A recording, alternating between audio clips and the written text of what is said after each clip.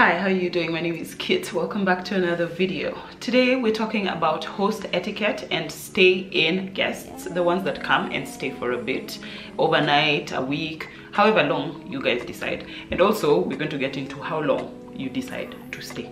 Okay, so this is a follow-up to the other guest etiquette video that I posted. I'm going to link it down below, and I hope you enjoy this content. The like button is a recommendation for other people who may not have seen my channel, and the subscribe button is a follow. So do you, and let's get into the video.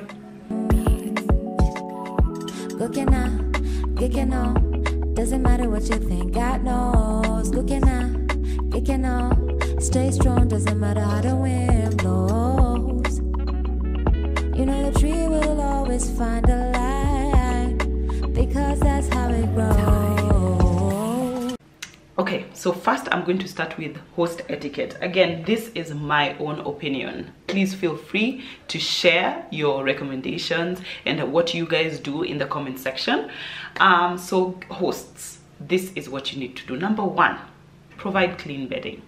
If your guest room or the place that somebody is going to sleep is regularly used by other people, when that person is coming, you need to change the bedding, have clean sheets, have clean bed covers, pillowcases, clean everything. Don't let somebody else sleep in somebody else's dirt, basically. Okay, that's just basic. One time this person said that their aunt came to visit and they left with the bedding that they used. Is that a thing? Do people do that? Do people just come and take your bedding and leave with it? I don't understand. Anyway, it is what it is, and just provide clean bedding. And yeah.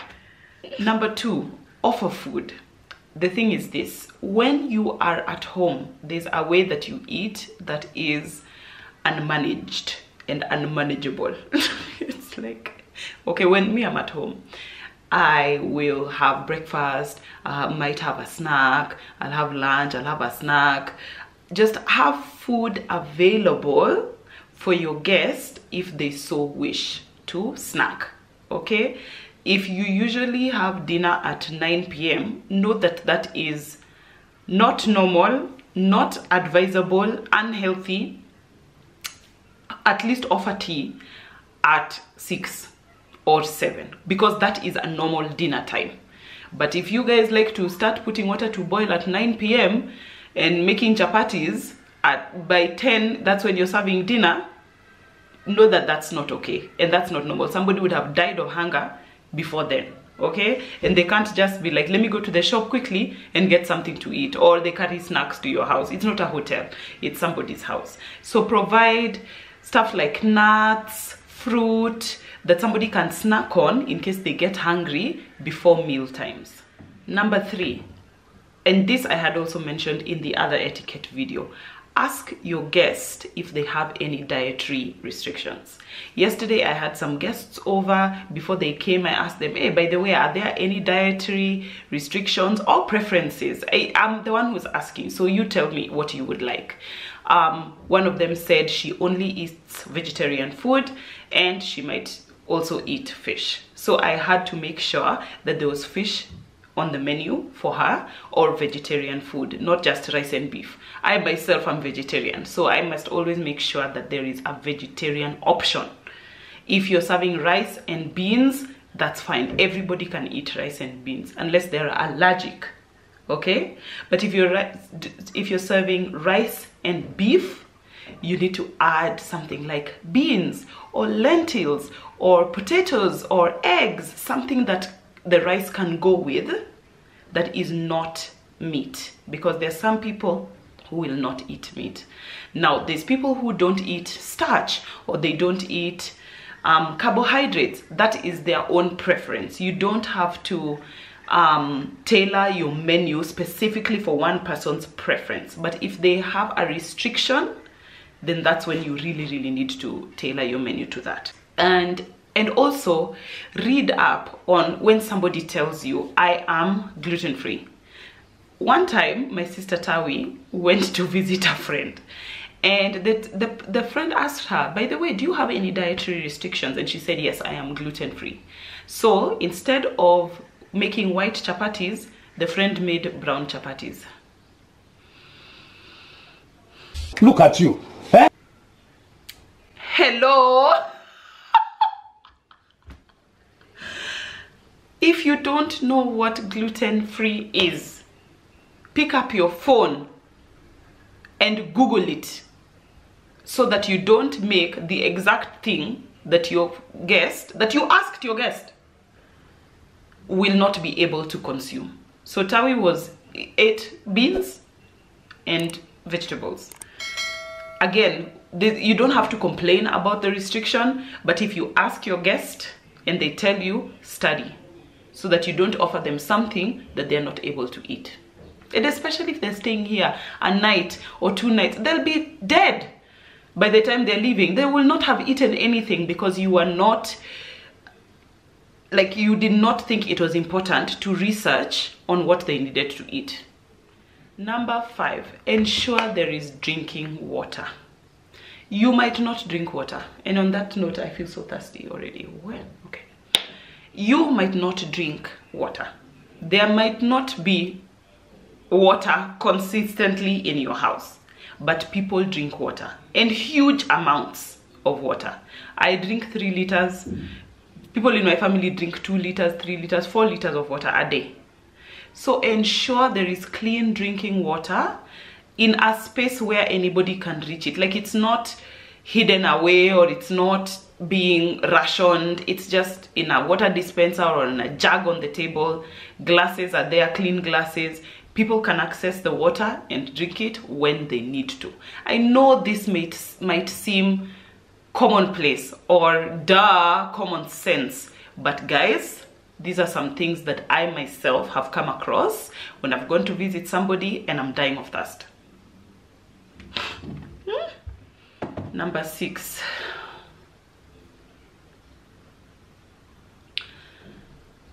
Do not pre-sugar my tea. Do me a favor, please. Get out of here. Get out of here, man. Shit, I'm saying. Get in Igbo. Am I talking to somebody? Please. That is the most village thing. Okay. Let me back off. When you pre-sugar someone's tea, you are assuming, first of all, they take sugar, number 1. Number 2, they take 2 spoons or 3 spoons of sugar. If you usually pre-sugar the tea in your house to save on sugar, that's well and good. You must find out from your guest if they drink sugar in their tea. What if they're diabetic? My dad is diabetic, and he went to a TV studio for an interview, and they offered them tea and some groundnuts. 1 sip of the tea and he realized he couldn't drink it because there was already sugar in the tea. And he asked them, did you sugar the tea? And they said, yes, just a little.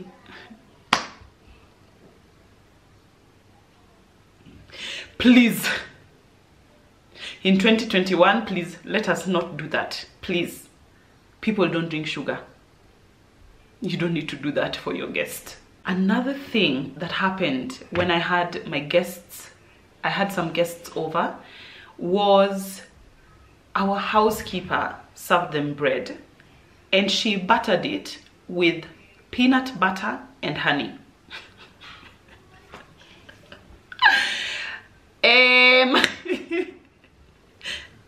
Grown adults, she buttered it.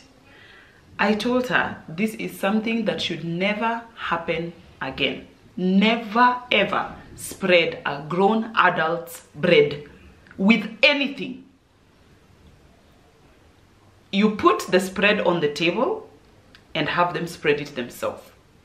Now, if this person is your relative and you have witnessed how they usually butter their bread. Like it's a thick slice. Like, do you know there's guys in shags that have a thick layer? Like, this is the bread, this is the thick layer of margarine, because it's like, so you have it, so they kind of just use it.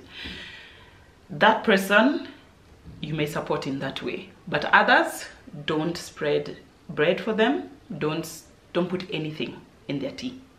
Just have them do it themselves as they would prefer. Number 7, and no, is it 7 or 8? Number 8, number 7, number whatever.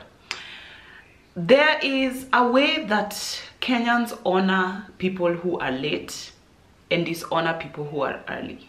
So you're having a lunch or whatever, and the invitation says 1 p.m.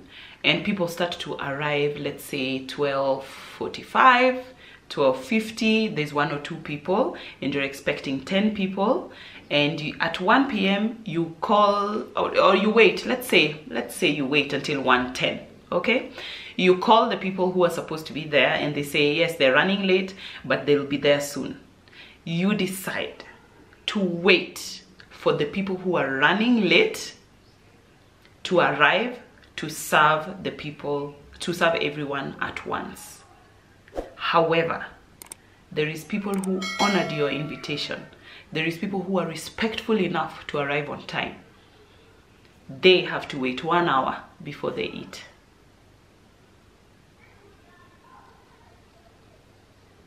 Guys, that's not okay. In my house, if I invite you for 1 p.m, at 1 p.m, I serve the one person who is there, because I respect them just as much as they respect me by being on time. I would ask them, so and so is running late. Are you okay to wait 10 minutes? Yes. After the 10 minutes, I serve the food. Because you're here. There's no need to respect people who are not here more than the people who are here. And we do that so often in Kenya. It's astonishing. It is astonishing. It's actually disgusting. And we need to stop doing that. Stop, just honor the people who are here. They're the ones who arrived late. This goes for your guests who are staying. Dinner time is 7 p.m.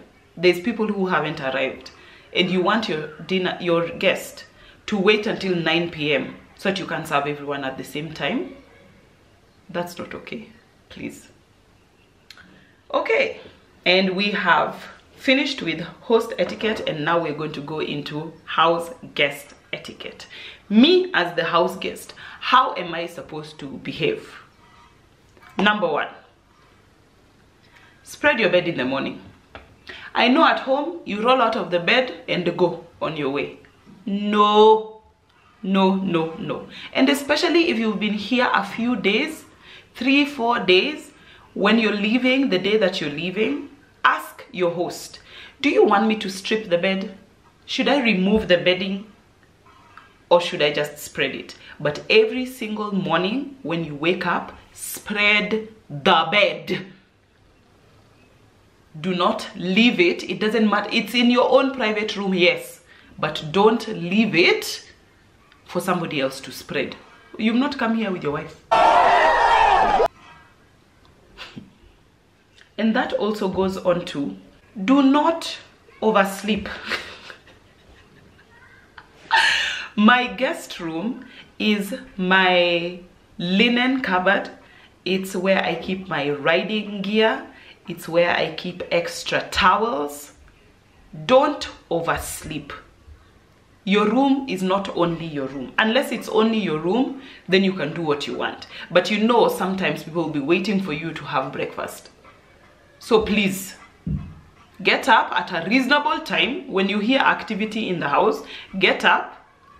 Be with people. I know it's like, oh, Kit, let people be free. Sorry, you can go be free in your house. This is an etiquette video, not a be free video.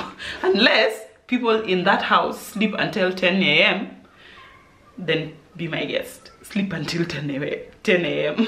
Okay. Do not use the towels that you have been given Although you should actually carry a towel when you're going to somebody's house. You have no idea if they have towels to share.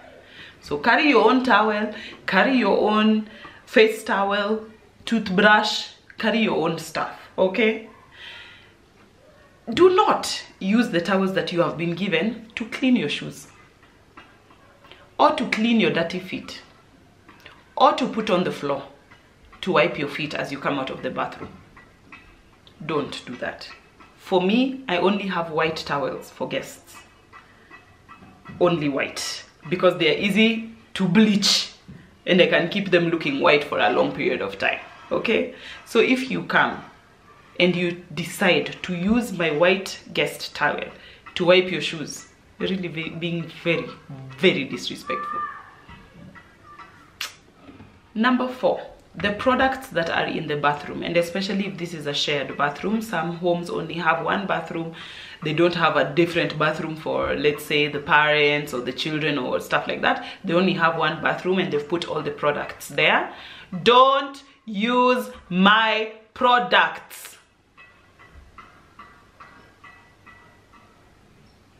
Only use the soap that I have put there and the toothbrush. Don't use my face cream. Don't use my face wash. Don't use my toner. Don't use my makeup. Don't. Stop it. I don't understand how people can be so entitled that they will just use your products that you have left there. That's disgusting. Don't do that. And if you would like to use my products and you're only here one night, ask and allow me to say yes or no, okay? I won't say no. I'm being a host. I'm trying to help and I'm trying to be a gracious host, so I will agree. But don't just come in here and use my products, my masks, things that I spent 3,000 bob on. They're not for you. Carry your own things. And this goes for face flannel. You know, people will find your face flannel there and they'll use it, and you come, you find your face flannel is wet and you'll wonder, what is happening? What is happening? Said, men, when you use the toilet, put the seat down, wipe the seat and flush it. Flush the loo. Okay, so in your house, maybe you don't flush the toilet. Maybe you leave the seat up because it's your house and everybody else who wants to use it can put the seat down. But here, in somebody else's home, you must always, always leave the seat down, clean, and the toilet flushed. Women, ask where you can dispose of sanitary items. If I don't find a bathroom, if I don't find a basket in the toilet, like a waste paper basket for in the toilet, I carry my sanitary items with me in my bag. Sometimes I will ask the host, hey, where can I dispose of such and such a thing? And they'll give me a bag, they'll give me a dustbin, somewhere like that. But if I'm not confident about that, I'll just carry it with me. So you must always ask, where can I dispose of such a thing? Don't flush tampons down the loo. Don't try to flush pads down the loo. Just ask me where you can dispose of the stuff. In all my bathrooms, I have baskets, I have dustbins, but people might not have dustbins in bathrooms, okay? So just ask them where you can put your used items. Number 7 or 8, who knows at this point. Pet etiquette. I have a cat. In my family's home, they have 3 dogs in the house, 2 dogs outside. So when you're coming to visit me, you know that I have a pet. You know that I have these dogs, these cats, and they live with me. So if you're coming to visit me, you can politely ask, hey, I'm coming to visit and I'm afraid of such and such. Could you help me? Like, how can you support me? Because I want you there. I promise I do. It's not about I don't want you there. I do want you there, and I can support you in your fear around the pets. Now, what I will not tolerate is a blatant disrespect towards the pets. Why is the cat sitting on the chair? Why are the dogs inside the house? You know, they live here. You don't. You're the one who can go. Please, please. I don't have any time for any gossip now. Eh? Yes. Look at you. They are actually part of my family. If you don't have pets, you don't understand that, that's okay. I'm not going to force you to love pets, but I will actually insist that you respect mine because they are part of my family and they live here. Do not overstay your welcome. When you are visiting somebody, like a sleepover, you need to know when you're coming and when you're leaving.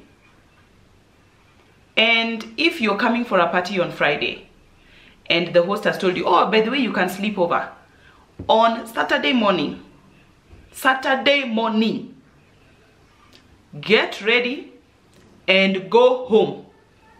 You have no idea what I have planned. Don't still be sitting in my house on Saturday at 3 p.m. so that I can do what with you? I need to do things. I need to go places. I need to live my life. I'm tired of hosting. We had not agreed on this. So if you're staying the night at somebody's house, agree on the time that you're going to leave the next morning, unless they tell you you can leave at night. But agree beforehand. If you're going to stay a few days, Tawi always does this. She's like, okay, I'm going to come on Tuesday and I'll leave on Thursday. You must say when you will leave. Don't just come open-ended invitation. Allow the host to beg you to stay one more night. And the next morning, you wake up and go. Not at the next evening. When you stay a night, you go in the morning. Okay? Don't overstay your welcome. There's people who will come to your house. 2 weeks later, they're still sitting there and you're wondering, do we now live together? Should I ask you for half the rent? This is another one that my dad gave. Do not give unsolicited advice on furniture, interior design, parenting, marriage. I have noticed your children are very disobedient. I know a tactic that might work. Just because you live here doesn't mean you're part of this family. Oh yeah, please. Maintain shut up until you are asked. I see you guys are really fighting nowadays. Hey, are you guys okay in the marriage? I have a therapist I can recommend. Who has asked you? Who asked you? Is it your place? It's not. And last but certainly not least, and especially if you're here a few days, pick up where you can. Take your plate to the kitchen, spread your bed, offer to hold the baby. Don't just sit there like a piece of furniture. Yes, you're a guest. We get it. But there's a Kenyan saying, is it Kenyan or African? There's a Kenyan saying that says, a guest is only a guest on the first day. The second day, they pick up a hoe and go farm. You now support the family. Now you're part of the family. Just figure out where you can pick up after yourself instead of creating a lot of work around you. Yes, we want you here, but we could really use the support. I hope these tips have helped somebody and have made you a better host and a better house guest. And share this video if you enjoy it so that other people can also know. Until next time, bye! That's for sure. Go can I, oh, oh, oh, oh.